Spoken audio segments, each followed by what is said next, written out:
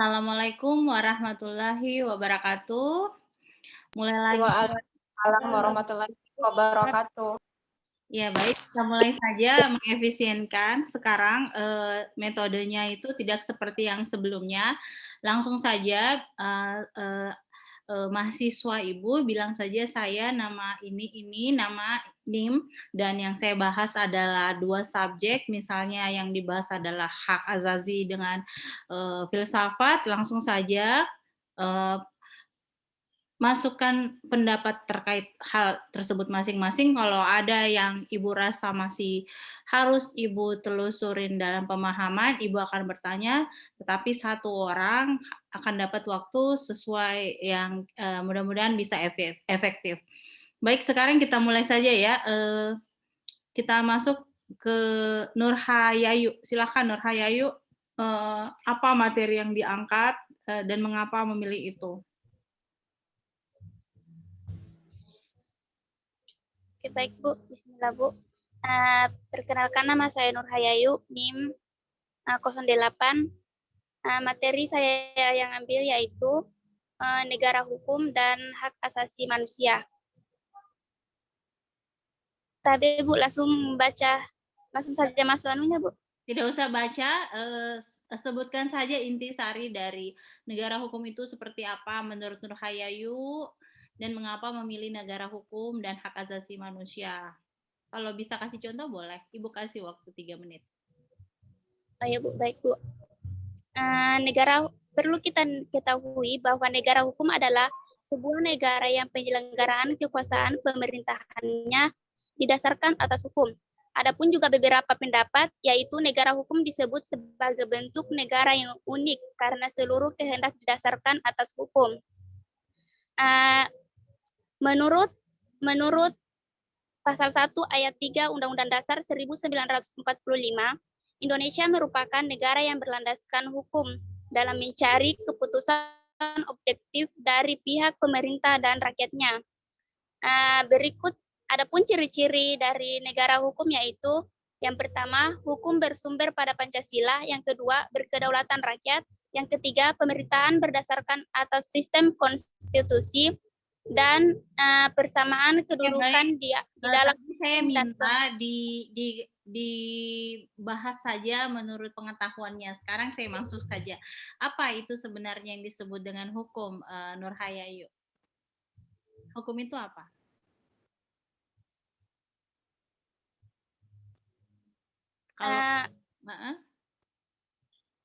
Hukum adalah sebuah penyelenggaraan kekuasaan pemerintahannya yang didasarkan atas hukum. Iya. Di mana itu apa? Ya Bu. Hukum itu sebenarnya apa dalam pahamannya ya Nurhayayu?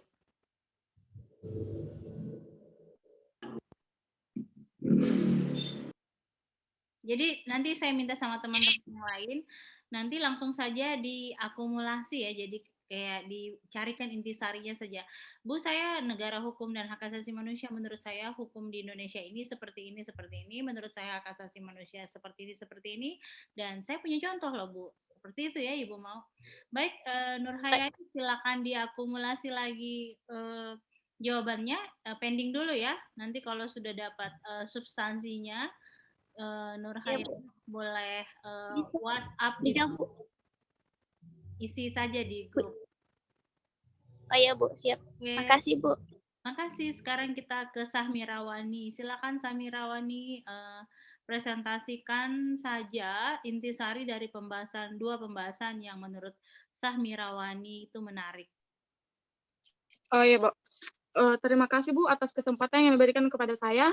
Baik, pada final kali ini saya akan membawakan sebuah materi yaitu hak asasi manusia dan negara dan konstitusi. Yang pertama yaitu HAM. Hak asasi manusia adalah sebuah konsep hukum dan normatif yang menyatakan bahwa manusia memiliki hak yang melekat pada dirinya karena ia adalah seorang manusia. Hak asasi manusia berlaku kapan saja, di mana saja, dan kepada siapa saja, sehingga sifatnya universal. HAM pada prinsipnya tidak dapat dicabut. Hak asasi manusia juga tidak dapat dibagi-bagi, saling berhubungan dan saling bergantung. Hak asasi manusia biasanya dialamatkan kepada negara, atau dalam kata lain, negara yang mengemban kewajiban untuk menghormati, melindungi, dan memenuhi hak asasi manusia, termasuk dengan mencegah dan menindaklanjuti pelanggaran yang dilakukan oleh swasta. Selanjutnya, Selanjutnya, Selanjutnya yaitu negara dan konstitusi. Secara umum, negara dan konstitusi merupakan dua lembaga yang tidak dapat dipisahkan satu sama lain. Konstitusi merupakan hukum dasarnya suatu negara. Dasar-dasar penyelenggaraan bernegara didasarkan pada konstitusi sebagai hukum dasar negara yang berlandaskan kepada suatu konstitusi dinamakan negara konstitusional. Dan salah satu titik sentral dalam konstitusionalisme adalah persoalan hak asasi manusia. Dalam kaitan ini, konstitusi memiliki peran penting yang bukan hanya sekedar melakukan jaminan dan proteksi secara tertulis, melainkan pula menyediakan berbagai nilai yang digunakan oleh lembaga peradilan dalam interpretasi serta elaborasi hak-hak tersebut. Dalam ini, menjelaskan hubungan antara konstitusi dan hak asasi manusia yang mencakup persoalan ini, isi dan pengertian hak asasi manusia, tempat dan that's enough. Sekarang sebenarnya hak asasi manusia itu mengapa sangat penting, Sahmirawani? Menurut saya, Ibu, kenapa sangat penting? Karena itu tuh menyangkut hak kita terhadap apa yang kita miliki, dan negara tidak memiliki wewenang untuk mengatur apa yang kita inginkan. Salah satunya itu hak untuk hidup. Terima kasih, Ibu. Jadi apa yang bisa diatur oleh negara di dalam konstitusi terkait hak asasi manusia, Sahmirawani?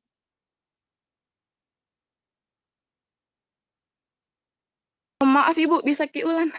Jadi apa yang bisa diatur oleh negara yang lahir dari konstitusi, Sahmirawani?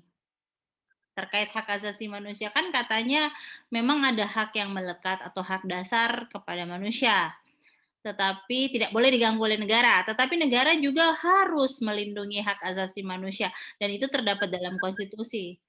Jadi kira-kira apa hak yang merupakan kewenangan negara untuk mengatur persoalan hak asasi manusia sesuai konstitusi, Sahmirawani?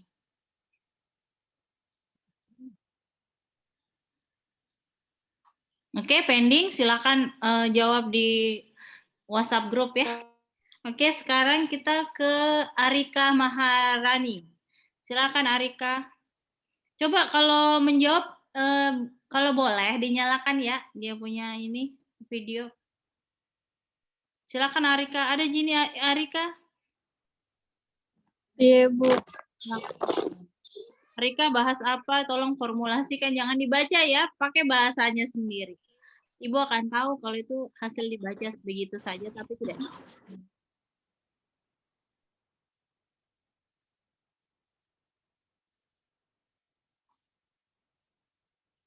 Arika belum siap? Iya, Bu. Belum siap. Oke, kita ke Diah Wulandari. Silakan Diah Wulandari. Silakan. Dia bahas apa hari ini dia? Filsafat Pancasila dan wawasan negara, Ibu. Silakan. Wawasan Nusantara. Baiklah, langsung saja. Di sini saya akan memaparkan materi saya. Yang pertama itu ada filsafat Pancasila. Jadi filsafat Pancasila ini yaitu penggunaan nilai-nilai Pancasila sebagai dasar negara dan pandangan hidup bernegara. Tujuan lain dari filsafat Pancasila ini yaitu yang pertama, untuk menciptakan bangsa yang religius dan patuh kepada Allah yang Maha Kuasa. Kemudian yang kedua, menjadi bangsa yang menjaga keadilan, baik secara sosial maupun ekonomi. Ketiga, untuk menjadi bangsa yang menghormati hak asasi manusia. Keempat, untuk menciptakan sebuah bangsa yang menjunjung tinggi demokrasi. Yang kelima, menjadi negara nasionalis dan cinta tanah air Indonesia. Kemudian ada wawasan Nusantara. Jadi wawasan Nusantara berasal dari bahasa Jawa, yaitu wawas yang berarti pandangan, nusa yang berarti kesatuan atau kepulauan, dan antara yang bermakna dua samudra. Tujuan dari Wawasan Nusantara ini yaitu mewujudkan nasionalis yang tinggi di segala aspek kehidupan rakyat Indonesia, mengutamakan kepentingan nasional daripada kepentingan individu, kemudian meningkatkan rasa paham dan semangat kebangsaan dalam jiwa bangsa Indonesia. Ya. Maaf Ibu potong, semangat kebangsaan, nasionalisme itu yang dipahamin sama dia seperti apa? Yang dia pahamin seperti apa? Semangat apa? Semangat nasionalisme itu seperti apa? Misalnya apa? Konkretnya apa?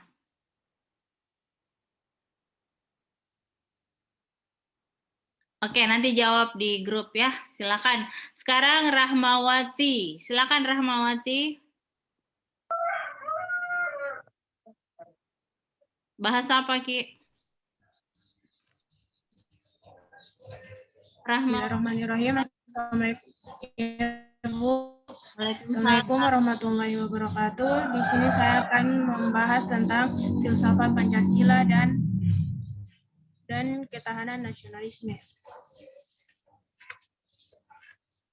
Baik, filsafat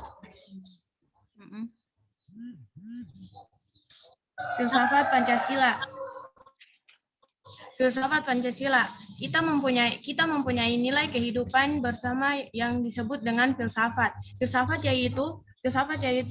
berasal dari bahasa Yunani yang berarti cinta kebijaksanaan. Ketika kita mau belajar untuk mengetahui Indonesia, kita harus tahu apa nilai-nilai, kita harus tahu apa posisi kita dalam berbangsa dan bernegara tersebut.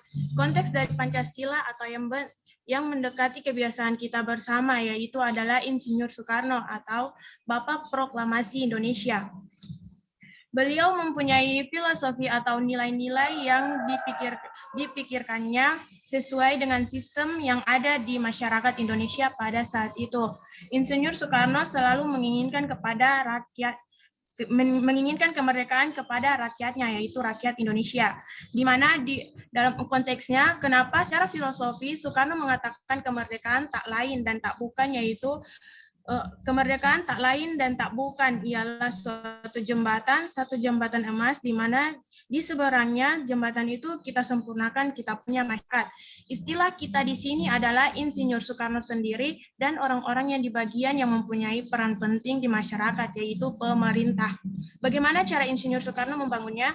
Yakni Insinyur Soekarno membangunnya dengan bagaimana cara Insinyur Soekarno menyempurnakannya, yakni Insinyur Soekarno menyempurnakannya dengan cara membangun nasionalisme atau rasa cinta tanah air dengan melalui pendidikan. Tadi yang dibahas oleh Rahmawati adalah filsafat Pancasila dan ketahanan nasional. Bagian ketahanan nasionalnya sekarang. Oh, iya.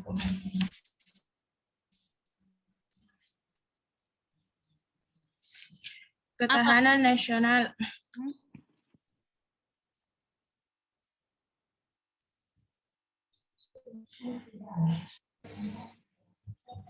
Ketahanan nasional atau geostrategis Indonesia. Geostrategis Indonesia yaitu suatu cara atau pendekatan dalam memanfaatkan kondisi lingkungan untuk mewujudkan cita-cita dan proklamasi dan tujuan nasional. Ketahanan nasional yaitu konsepsi politik kebangsaan merupakan landasan konsepsial bagi pembangunan nasional di Indonesia. Ketahanan secara tidak langsung sebagai sebuah doktrin dasar nasional Indonesia serta pendekatan dalam pelaksanaan pembangunan. Oke, cukup. Ada 3 wujudan. Rahmawati, ketahanan nasional salah satunya adalah ketika warga negara memahami gatra-gatra. Sudah pernah Ibu jelaskan tentang gatra ya? Coba soal SDM dulu. Sebagai salah satu bagian dari sumber daya manusia, Rahmawati Jamlen, bagaimana caranya agar Rahmawati ini bisa berdaya dan memberdayakan masyarakat? Tapi Bu, bagaimana cara sebagai salah satu sumber daya manusia bisa memberdayakan diri dan memberdayakan masyarakat yang paling dekat sekalipun. Kira-kira.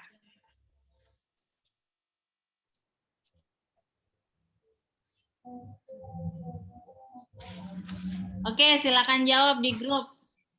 Sekarang kita ke Febrianti. Febrianti, silakan Febri. Iya, Bu. Febri, apa yang dibahas, Nak? Iya, Bu. Baiklah, di sini saya akan membahas materi tentang filsafat Pancasila dan hak asasi manusia. Yang pertama yaitu filsafat Pancasila. Filsafat merupakan terjemahan dari istilah filosofia yang berasal dari bahasa Yunani, filosofi dalam bahasa Inggris, filosofia dalam bahasa Prancis dan Belanda, falsafah dalam bahasa Arab. Philo yaitu cinta, sophia yaitu kebijaksanaan, filsafat artinya cinta pada kebijaksanaan. Adapun contoh filsafat Pancasila yaitu memihak dan membela negara. Para pahlawan dan pendiri bangsa Indonesia telah berjuang mempertaruhkan nyawa demi kemerdekaan Indonesia. Hal inilah yang harus kita jaga dan mempertahankan sebagai generasi penerus bangsa. Ini juga merupakan contoh filsafat Pancasila yang penting untuk diterapkan dalam kehidupan bernegara. Untuk memihak dan membela negara di zaman modern saat ini tidak selalu berupa partisipasi dalam kegiatan peperangan atau bergabung menjadi tentara atau profesi bela negara lainnya. Ada banyak bentuk bela negara yang bisa kita lakukan sebagai warga sipil. Contoh, cara mewujudkan bela negara bagi generasi muda saat ini misalnya dengan senantiasa memilih produk buatan negara sendiri daripada produk impor atau dengan menjaga nama baik bangsa di mata dunia, terutama di era globalisasi di mana persaingan antar negara dapat terjadi dengan sangat mudah. Selanjutnya yaitu adapun Pancasila sebagai suatu sistem filsafat.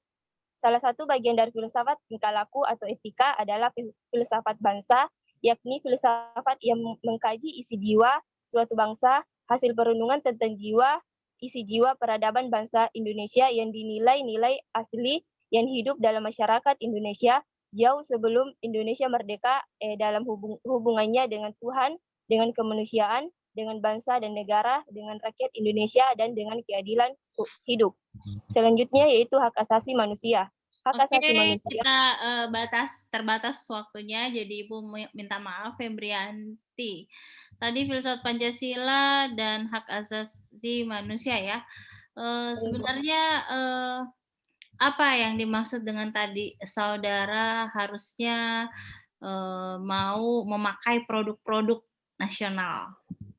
Febri memakai produk-produk nasional, misalnya?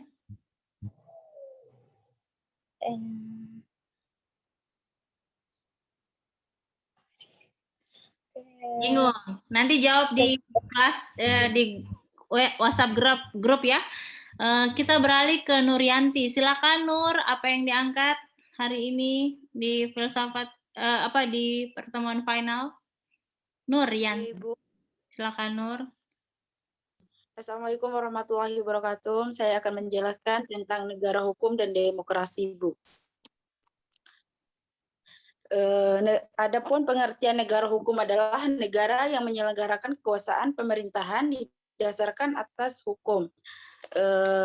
Karena itu pemerintah dan lembaga-lembaga lain dalam melaksanakan tindakan apapun harus dilandasi oleh hukum dan dapat diwujudkan secara hukum. Hukum sebagai dasar diwujudkan dalam peraturan perundang-undangan yang berpuncak pada konstitusi atau berisi kesepakatan atau konsekuensi bersama. Adapun ciri-ciri negara hukum yang pertama adalah perlindungan konstitusional, yang kedua adalah ada badan kehakiman yang bebas dan tidak memihak, yang ketiga adalah ada pemilihan umum yang bebas, yang keempat adalah ada kebebasan untuk menyatakan pendapat, yang kelima adalah ada kebebasan untuk berserikat, yang kelima adalah ada pendidikan kewarganegaraan. Sedangkan demokrasi adalah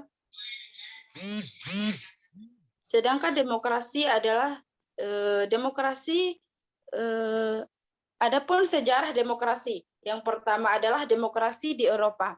Demokrasi di Eropa baru dimulai tidak terlalu jauh lagi membuka lagi presentasi yang tidak substantif ya. Jadi Ibu maunya mahasiswanya Ibu membahas misalnya gini, filsafat Pancasila dan negara hukum. Bu, menurut saya negara hukum di Indonesia itu meskipun idealnya seperti ini, tapi saya merasanya seperti ini. Jadi itu lebih kepada pemahaman dari mata pelajaran atau mata kuliahnya, bukan lagi menjelaskan sesuai slide. Slide ada mungkin di depan mahasiswa-mahasiswa Ibu, tetapi sebaiknya sudah dibahasakan menurut bahasa tak. Oke, pertanyaan Ibu untuk Nuryanti kemudian. Sebagai warga negara Indonesia, sudahkah Nuryanti memakai haknya untuk memilih waktu itu? Sudah pernah memilih? Iya, Ibu. Sudah pernah ikut dalam pemilihan umum di Indonesia? Atau ikut pilkada, pilpres, atau pilgub? Sudah pernah ikut? Putus suara, Bu. Sudah pernah ikut pemilihan? Belum pernah, Bu, karena belum cukup umur, Ibu. Oh iya, berarti belum menyalurkan aspirasi ya. Tetapi seandainya ada kesempatan menyalurkan aspirasi, akan digunakan atau tidak dan mengapa? Digunakan, Ibu, semasi pemilihan itu secara baik-baik digunakan, Ibu. Supaya apa menggunakan hak pilihnya? Supaya dapat memihak kepada orang yang benar, Ibu. Oke, terima kasih Nuryanti. Sekarang kita ke Samsiah. Silakan Samsiah, apa yang dibahas? Samsiah? Ada yang namanya Samsiah? Samsiah tidak ada? Oke. Kita ke Fitriwana. Silahkan Fitriwana. Ya, Bu. Assalamualaikum warahmatullahi wabarakatuh. Waalaikumsalam. Saya akan memaparkan. Baik, terima kasih atas kesempatannya. Saya akan memaparkan materi tentang filsafat Pancasila dan hak asasi manusia.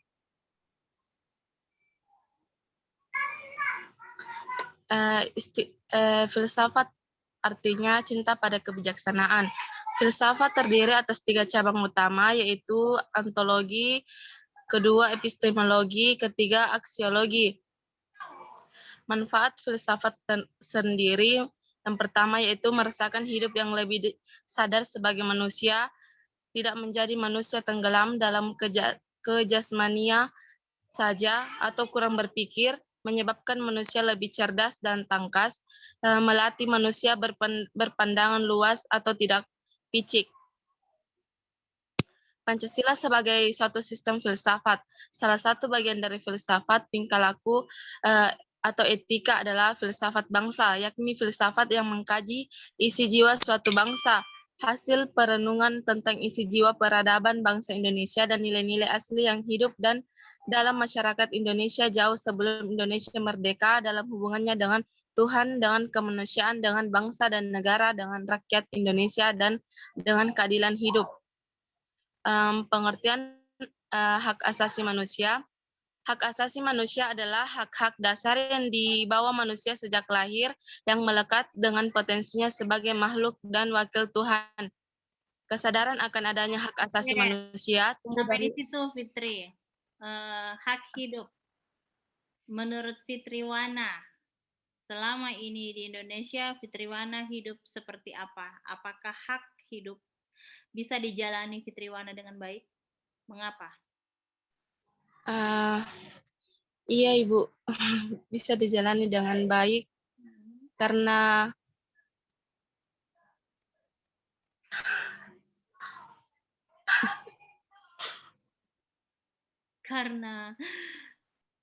saya masih bisa makan, masih bisa minum, tidak ada bom, Ibu. Oke, silakan jawab di grup ya. Eh, Iya. kita sekarang ke teman lainnya.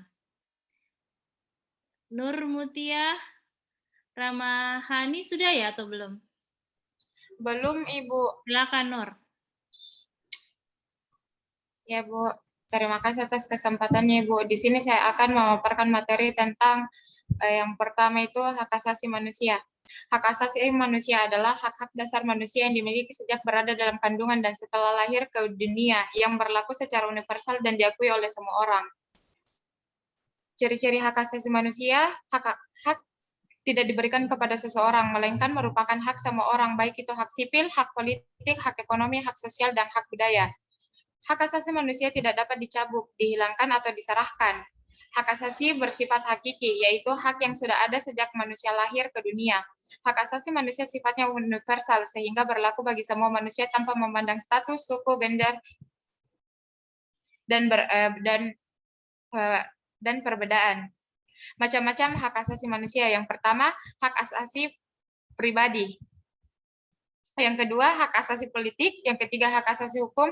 Yang keempat, hak asasi ekonomi, hak asasi peradilan, hak asasi sosial budaya. Tujuan hak asasi manusia yang pertama, untuk melindungi orang dari kekerasan dan kesewenang-wenangan. Yang kedua, mengembangkan rasa saling menghargai antar manusia. Yang ketiga, mendorong tindakan yang dilandasi kesadaran dan tanggung jawab untuk menjamin bahwa hak-hak orang lain tidak dilanggar. Undang-Undang tentang Hak Asasi Manusia, mulai dari pasal 28A sampai pasal 28J. Oke, Pengakuan terhadap... Pembahasannya tentang hak asasi saja. Ada yang lain? Ada, Ibu. Apa?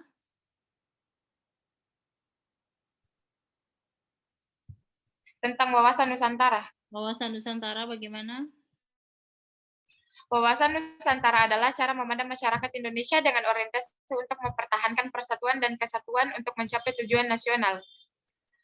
Hakikat wawasan Nusantara, dalam hal ini esensi dari wawasan Nusantara adalah integritas Nusantara dalam arti perspektif holistik dalam lingkup kepulauan untuk kepentingan bangsa dan negara.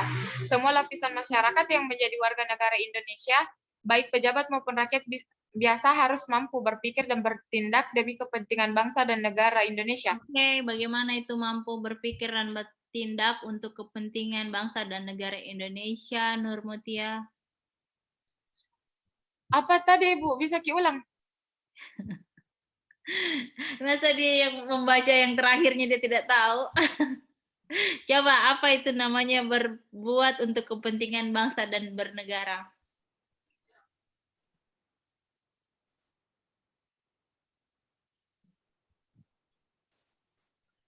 Yang tadi dibacakan di bagian akhir, sebelum Ibu bertanya.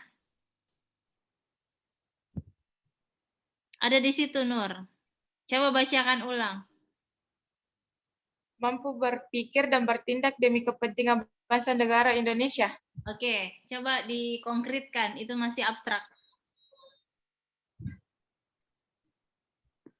Konkret itu berarti ada contoh nyatanya. Kelihatan. Oh iya, Bu. Ya. Seperti sikap rela berkorban terhadap negara Indonesia, rela berkorban itu pun masih abstrak. Misalnya apa? Jadi kalau kita bilang, aku mencintai Indonesia, itu abstrak. Bagaimana bentuk konkretnya? Bentuk konkretnya, Bu, dengan saya rajin sekali belajar supaya nanti nilaiku bagus. Ketika saya menjadi seorang bidan, saya bisa menjadi bidan yang baik dan berbuat baik kepada masyarakat. Itu konkretnya. Contoh lain? Ikut memelihara dan berbuat baik untuk kepentingan negara. Masih abstrak. Oke. Kasih saja di grup ya. Coba cari contoh konkretnya di grup. Sekarang Ibu ke Nadia Dewi Putri. Baik, materi yang akan saya bawakan yaitu hak asasi manusia dan hukum negara. Yang pertama, hak asasi manusia. Hak asasi manusia adalah hak yang dimiliki manusia yang diperoleh dan dibawanya sejak dari kelahiran atau kehadiran di dalam kehidupan masyarakat. Adapun macam-macam hak asasi manusia, yaitu hak asasi pribadi atau personal rights antara lain hak mengemukakan pendapat, hak memeluk agama, hak beribadah menurut agama masing-masing. Yang kedua, hak asasi ekonomi atau property rights, yaitu memiliki sesuatu, hak menjual dan membeli sesuatu. Yang ketiga, hak asasi untuk mendapatkan pengayoman dan perlakuan yang sama dalam keadilan hukum dan pemerintahan. Yang keempat, hak asasi politik atau political rights, antara lain untuk diakui sebagai warga negara yang sederajat atau hak ikut serta dalam pemerintahan. Yang kelima, hak asasi sosial dan budaya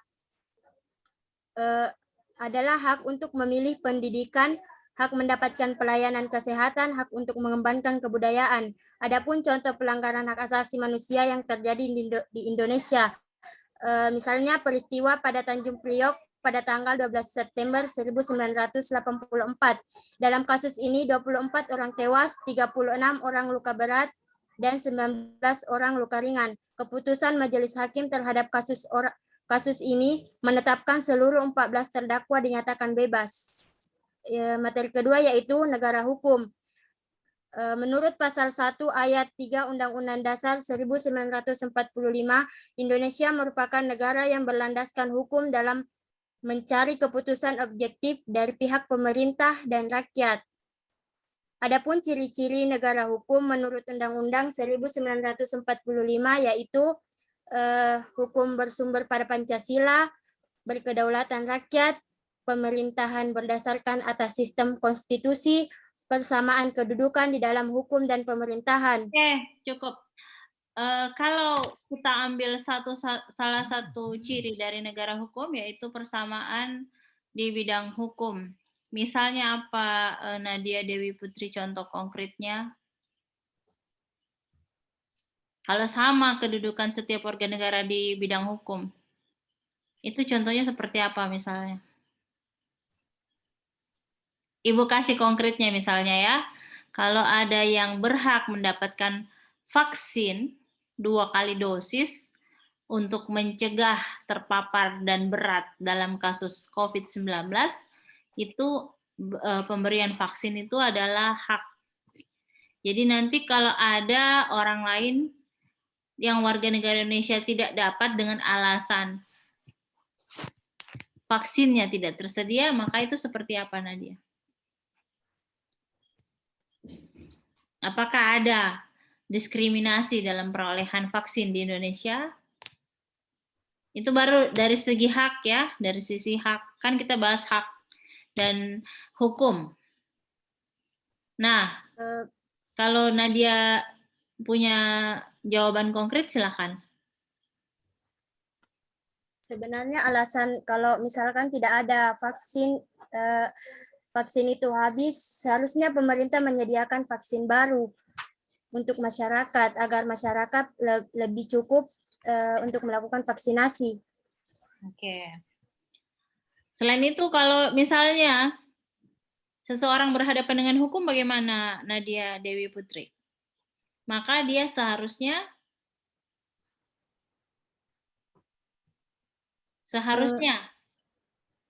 silakan jawab di grup ya. Seorang yang berhadapan dengan hukum dalam persoalan memperoleh keadilan seharusnya bagaimana? Kalau dia miskin misalnya, kita kasih contoh keadaan kalau dia miskin dan dia berhadapan dengan hukum, maka seharusnya dia ... Silakan cari jawabannya. Oke, selanjutnya kita ke Diah Wulandari. Diah sudah atau belum ini? Diah Wulandari sudah tadi ya? Sudah, Ibu. Oh iya, sudah. Kita ke Andi Nur Faisa Fahira. Ya, Bu, terima kasih banyak atas kesempatannya. Baik, di sini saya akan memaparkan materi mengenai hak asasi manusia dan filsafat Pancasila. Nah, baik, dari pengertian hak asasi manusia adalah konsep hukum dan normatif yang menyatakan bahwa setiap manusia memiliki hak yang melekat pada dirinya.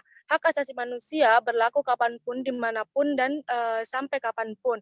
Adapun kesadaran akan adanya hak asasi manusia tumbuh dari pengakuan manusia sendiri bahwa mereka adalah sama dan derajatnya. Nah, landasan yang mengatakan bahwa hak asasi manusia itu mengatakan sama adalah yakni kodrat manusia. Semua manusia adalah sederajat tanpa membedakan ras, agama, suku, bahasa, dan sebagainya. Landasan yang kedua yaitu Tuhan menciptakan manusia. Oleh karena itu di hadapan Tuhan Yang Maha Esa manusia adalah sama kecuali pada amalnya saja. Adapun dasar hukum hak asasi manusia yang pertama itu Pancasila, Undang-Undang Dasar, yang kedua Undang-Undang Dasar 1945, pasal 28A sampai dengan pasal 28J, Undang-Undang Nomor 39 Tahun 1999 tentang Hak Asasi Manusia, dan TAP MPR Nomor 17 MPR 1998 tentang Hak Asasi Manusia. Adapun warga negara Indonesia memiliki hak berdasarkan Undang-Undang 1945. Yang pertama itu hak hidup, mempertahankan kehidupannya, hak membentuk keluarga dan mendapatkan keturunan melalui perkawinan yang sah, hak anak untuk tumbuh, berkembang, dan mendapatkan perlindungan dari kekerasan serta diskriminasi. Baik, Hak Andi Nur Fahira, coba untuk perlindungan anak. Ada contoh konkretnya dalam perlindungan anak? Baik Bu, terima kasih atas kesempatannya. Baik, untuk perlindungan anak di sini kita akan misalnya suatu anak adalah suatu anak yatim piatu, namun anak ini tidak mendapatkan hak yang sewajarnya semestinya semasa dia memiliki orang tua, maka haknya suatu pemerintah harus memandang anak ini dan membantu anak ini karena anak ini memiliki suatu hak untuk dilayakkan seperti pada anak-anak pada umumnya memiliki orang tua yang masih utuh. Bagaimana cara pemerintah melayakkan kehidupan anak tersebut? Dengan cara memberikan suatu fasilitas atau memberikan atau membawa anak ini kepada suatu penampungan anak yatim piatu dan diberikan suatu pelayanan selayaknya semestinya pada anak-anak yang lain. Terima kasih. Iya, Ibu. Sekarang kita ke Nur Melinda Sari. Sudah atau belum? Belum, Ibu. Silakan, Nur. Ya, baik. Terima kasih atas kesempatannya, Ibu. Saya di sini akan membahas yaitu hak asasi manusia dan wawasan Nusantara. Hak asasi manusia adalah hak-hak yang dimiliki manusia sejak lahir, yang diberikan oleh Sang Pencipta dan tidak boleh dirampas oleh siapapun. Oleh karena itu setiap manusia memiliki hak dan tidak boleh dirampas oleh siapapun. Contohnya yaitu setiap anak dapat memilih pendidikannya sesuai apa yang diinginkan tanpa adanya paksaan. Dan wawasan Nusantara adalah cara pandang untuk melihat kesatuan keperluan yang terletak di antara Asia dan Australia dan juga dua samudra Hindia dan Pasifik. Oke, contohnya dikasih tahu kalau tiba-tiba putus kita masuk Zoom ketiga ya. Mohon maaf karena masih ada beberapa yang belum ujian. Ya, lanjut. Iya. Contohnya yaitu sikap cinta tanah air yang diwujudkan dengan mengutamakan kepentingan bangsa dan negara di antara kepentingan pribadi.